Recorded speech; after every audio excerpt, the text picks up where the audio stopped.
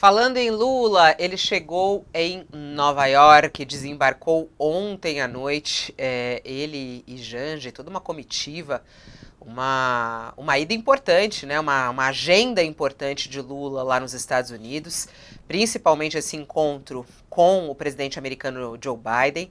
E amanhã aquela expectativa, o discurso de abertura da Assembleia Geral das Nações Unidas. O Brasil deve insistir em uma reforma no sistema de governança global. Lula tem falado sobre isso.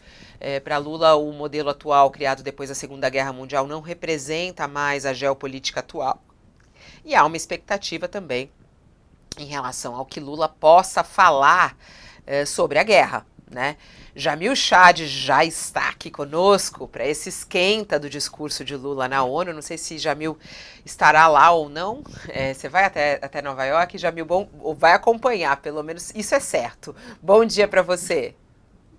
Fabiola, Josias, bom dia a todos. Não, acompanhar com certeza, na verdade, não só eu, basicamente o mundo inteiro, porque é o primeiro discurso da Assembleia Geral da ONU. Não porque é o Brasil, não vamos confundir, né?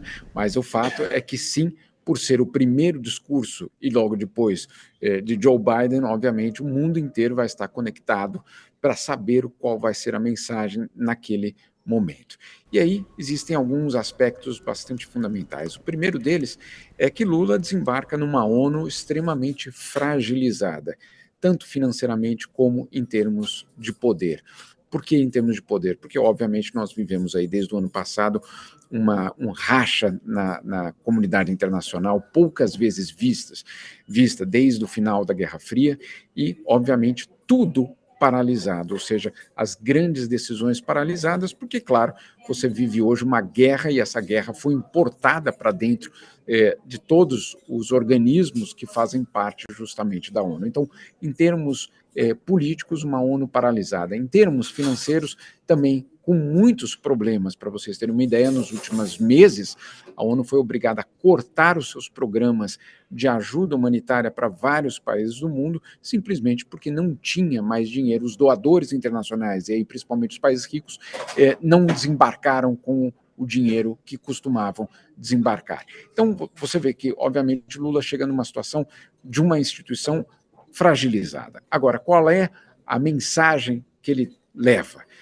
São pelo menos 4 mensagens. Você tocou em 2 delas, Fabiola. A primeira delas, a geopolítica mundial mudou, as relações de força no mundo, elas não são mais as mesmas, e se a ONU quiser ter alguma relevância, ela vai ter de passar por uma reforma. Então, é a reforma das instituições internacionais, essencialmente para dar mais voz para os países emergentes. Ponto número 1. Ponto número 2, a questão climática, absolutamente fundamental no século XXI, com o presidente Lula tentando chegar e dizer, olha, o Brasil é um país que quer fazer parte dos protagonistas justamente desse acordo, e não que, dessa ação, e não que seja um país vítima, eventualmente, de sanções. Tanto assim que no acordo entre Mercosul e União Europeia, nós estamos publicando hoje uma matéria exclusiva hoje, mostrando justamente essa tendência do Brasil falar, olha, nós queremos cooperação, nós não queremos ser alvo de nenhum tipo de sanções. Então, segundo ponto, clima.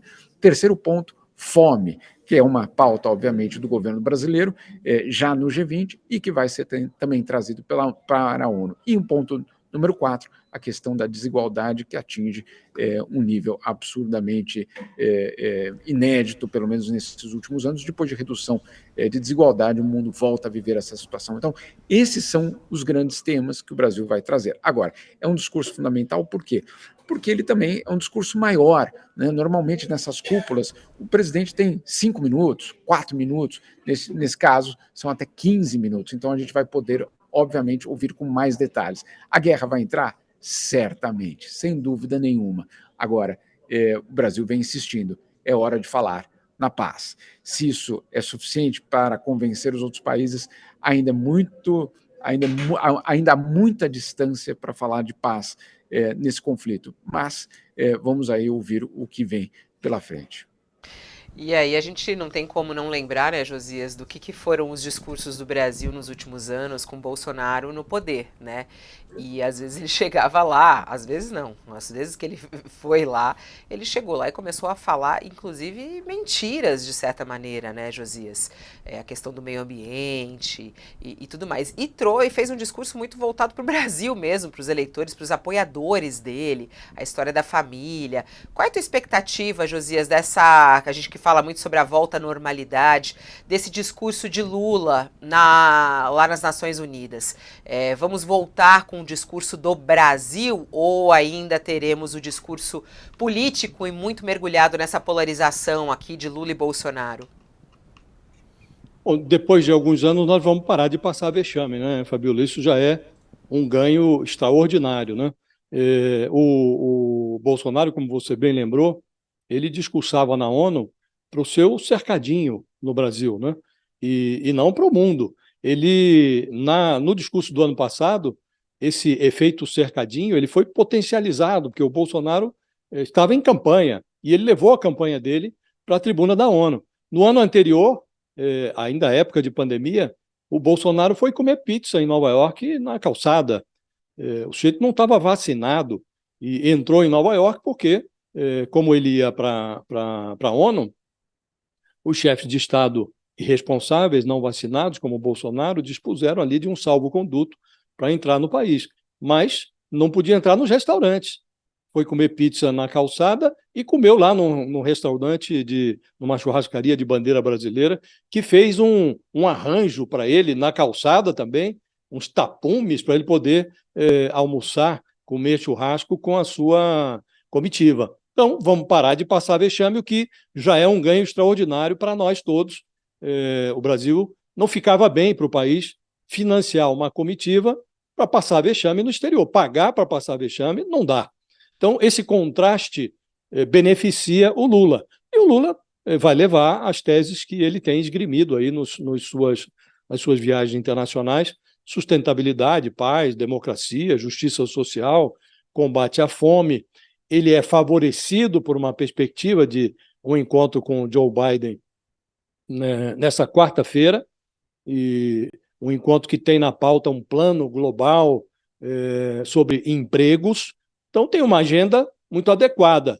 É preciso que o Lula evite o improviso, né, Fabiola? Ele passou por Cuba antes, foi participar lá do encontro do G77, mais China, e lá ele condenou o embargo liderado pelos Estados Unidos contra Cuba, que é também um discurso tradicional do Brasil, interrompido durante a gestão Bolsonaro. Agora, nessa viagem do Lula, esse discurso que é tradicional, não só do PT, mas dos governos brasileiros, ele virou uma espécie de desculpa para que o Lula amenize a dívida que Cuba tem com o Brasil.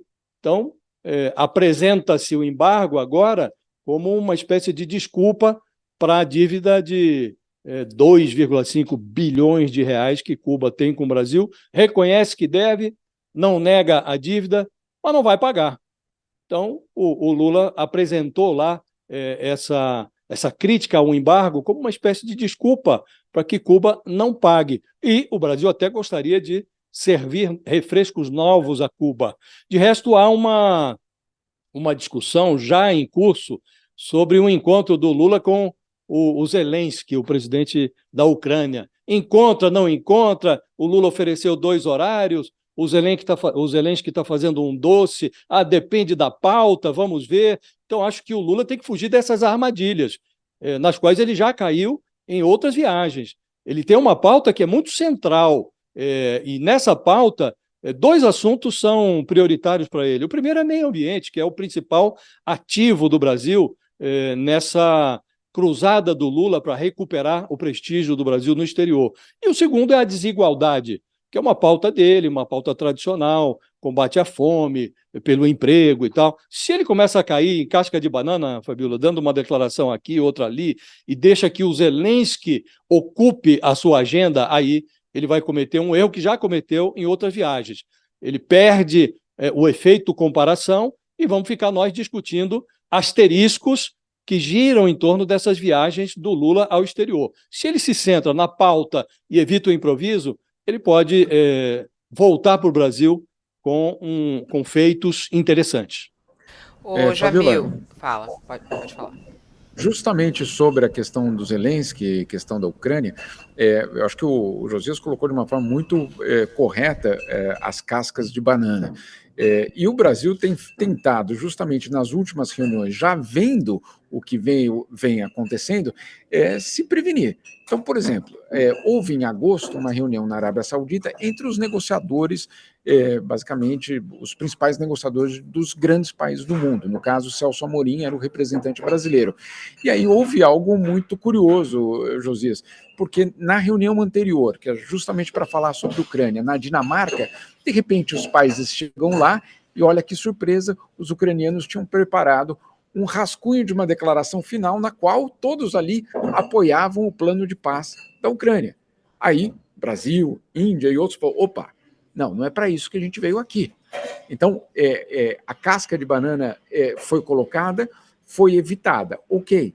Mas isso era uma reunião fechada, na qual a imprensa, obviamente, não podia participar, e ninguém deu declaração de nenhum tipo. Na Arábia Saudita, nessa mesma negociação, que é justamente para procurar um caminho para a paz, aí os países emergentes já de antemão falaram para os sauditas que organizavam a reunião: olha, nós só iremos se vocês garantirem que não vai haver uma casca de banana, tipo uma declaração final de apoio a Zelensky.